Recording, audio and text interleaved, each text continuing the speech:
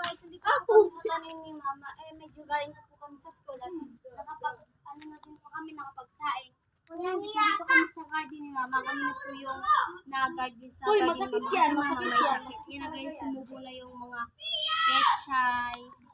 Ayan guys, ayan. Tumubo na siya guys. Pechay. Sitaw yan, ay sitaw pala. Sitaw. So guys, ayan. Siya yung okra ni Mama, guys. Siya nagtanim niyan, guys. Galing, di ba? Yan, guys. At saka kalabasa. Ayan. Dami sari-saring tanim dito, guys.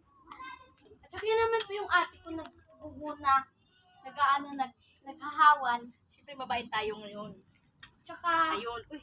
tsaka yung kapatid ko naman. Nagbati Pasaway ba naman yung kapatid ko. Diyos ko. Nagbati. So, yun guys.